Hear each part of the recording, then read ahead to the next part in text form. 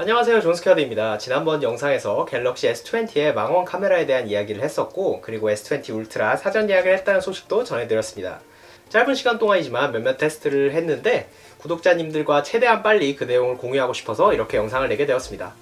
오늘 다룰 내용은 가장 궁금하셨을 120Hz의 디스플레이, 그리고 배터리 수명 테스트, 그리고 마지막으로 메인 108메가픽셀 카메라의 전반적인 색감에 대한 것입니다. 또한 추후에 여기 잘 있는 아이폰 11 프로 맥스와도 비교 리뷰를 진행할 것이니 이를 기대하시기 바랍니다. 다만 몇 가지 알아주셔야 할 점이 있는데, 기기를 대여해서 급하게 테스트를 진행하다 보니 모든 테스트를 진행할 수는 없었습니다. 그리고 대여한 기기가 개발자 옵션이 막혀 있어서 불완전한 테스팅이 몇 개 있습니다.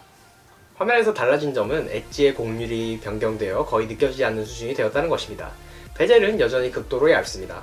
길어진 20:9의 화면비는 2.35:1 비율의 영화를 볼 때는 매우 좋으며, 지금까지 저희가 테스팅한 휴대폰 중에는 가장 큰 영화 화면입니다. 16:9의 드라마나 유튜브 컨텐츠를 감상할 때에는 양옆으로 큰 필러박스가 생기지만 화면 크기는 여전히 5.8인치 정도로 상당히 큰 편입니다. 그럼 이제부터 테스팅 결과에 대해 이야기를 하겠습니다. 우선 이번에 와서 추가된 120Hz 화면은 60Hz 대비 체감상 큰 차이가 있습니다.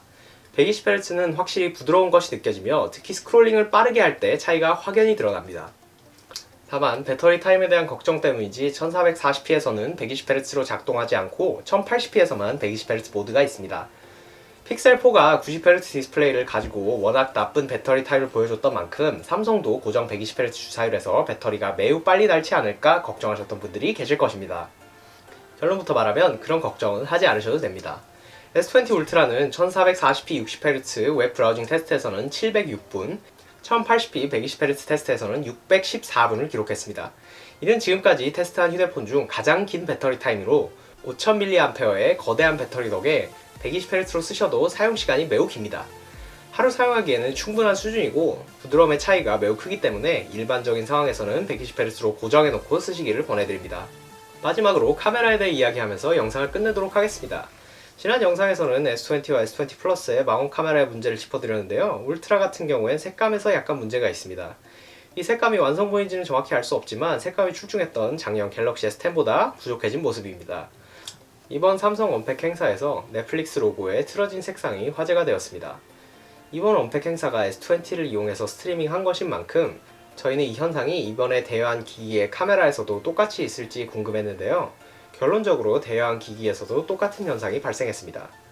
전반적으로 개조, 특히 어두운 부분을 어떻게 표현하는지도 갤럭시 S10보다는 아이폰과 비슷한 느낌입니다. 어두운 부분을 S10보다 더 아이폰과 비슷하게 밝기를 낮추는 편입니다. 이 색상 차트에서 볼 수 있듯이 어두운 부분에서 검은색으로의 전환이 아이폰과 비슷하게 급작스러운 편입니다. 또한 어두운 부분을 밝혀야 하는 역광 상황에서 오히려 밝은 부분에 밝기를 맞추어서 피사체가 어두워지는 현상도 있었습니다. 자, 그럼 아까 얘기했던 색감 문제에 대해서 자세하게 언급하겠습니다.